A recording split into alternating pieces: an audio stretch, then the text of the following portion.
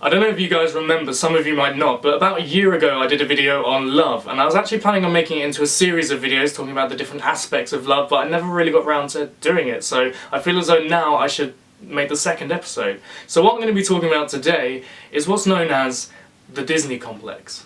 So what the Disney complex basically is the belief that love should be just like it is in Disney films. So the girl meets the guy, it's love at first sight, then they get together and everything's perfect and happy and there's no arguments and they're meant to be. Now this differs from what reality actually is, and those with the Disney complex don't seem to be able to understand that it's not real. The problem with the Disney complex is that so many people believe it to be true. Basically, they see these films in the media, romantic comedies or romances that show this ideal, perfect relationship, and they think, okay, that's the kind of relationship I want, something where no one argues and everything is happy all the time. But that's so far from the truth, because no relationship is like that. And as soon as this relationship wavers in any way from this ideal, people start to think maybe we're not meant to be, maybe I'm not in love anymore. Because it is true, these feelings that you have at the beginning of a relationship do feel like they resemble that of a Disney film, but the thing is, these feelings are going to get harder and harder to obtain. They're not just going to come naturally from seeing the person anymore, they're going to start taking some effort. And for many people, they want to find a relationship where these feelings never fade, these initial feelings are there effortlessly, just from seeing the person, you just feel in love all the time, and that's not how love works. Love really isn't that simple.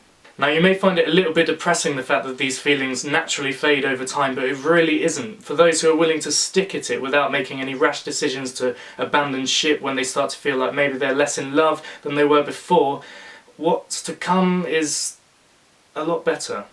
Now let's look at this scientifically. I put a link in the description to a video that contains more detailed information about this, but basically, love occurs in 3 stages according to neuroscientists.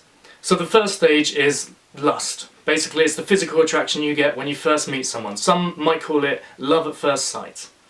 You feel a physical connection which is caused by a spike in testosterone in both men and women, and it basically makes you want to jump their bones.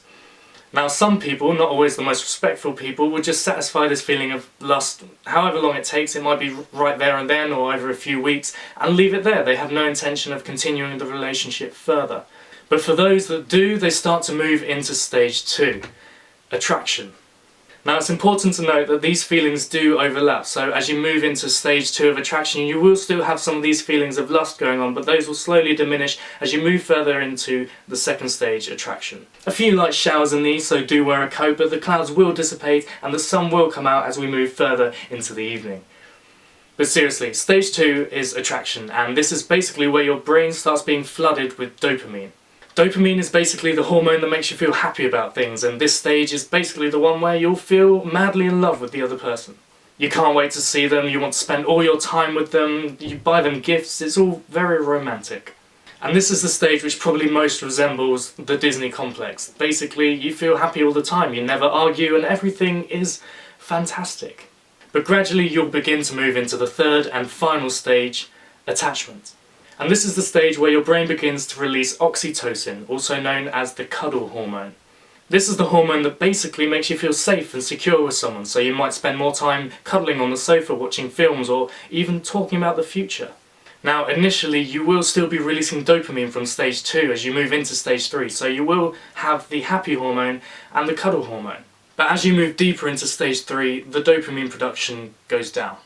So basically the brain will naturally stop producing as much dopamine from just thinking about the person or from just seeing the person. This is probably the stage where more arguments occur because you're feeling less happy because you're producing less dopamine. You're not on a dopamine high anymore. It's also the stage where people start to think maybe they're not in love anymore. They start to begin to wonder if they're really meant to be. Disney complex. And this is the stage where people are most likely to break up because they're not feeling it anymore. They feel like it wouldn't happen in another relationship. They feel like there's a relationship out there where this wouldn't happen, and that because it's happening in the relationship they're currently in, there must be something wrong with it. When in actual fact it's a perfectly natural stage of love. It happens in all relationships, and the distinction between a good and a bad relationship is whether or not they make it work. Because at this point some people might just abandon ship, they might just give up. But other people won't. They'll say, actually no, I'm going to fight for this, I'm going to see it through and make it work. Because although this natural production of dopamine you get from just seeing the person is diminishing, there are millions of other ways of releasing dopamine. It's the hormone that's released when you feel good about anything. Noisy putty? Dopamine. Snacks? Dopamine. Taking a piss that you've held in for hours? Dopamine. So once the initial natural dopamine production starts to diminish, so you're not getting as much dopamine from simply seeing the person, all it means is that you need to put more effort into it. Because this is going to happen in every relationship, and the best thing to do is not go from partner to partner until this feeling burns out, but actually maintain a relationship once it's burned out by making happiness come from somewhere else. Make more of an effort to see each other, to go out, to talk about things. Argue. You can argue. It sorts things out. Don't bottle up all these problems that you have, because that's only going to cause more problems. Love isn't like a Disney film. It's got its highs and lows. There will be a lot of happiness, but there will also be a lot of tension. There will be arguments, but there will be a lot of brilliant moments. True love needs work. You will feel doubtful at times, and there will be hiccups in the road, but if you stick at it, that's what makes true love. Ask any old couple that have been together 60 years. Ask them if it was always easy. Ask them if they ever had doubts. They will tell you, of course they had doubts. Of course it wasn't easy all the time. But they stuck together. And that's what got them through. Then ask them if they're happy.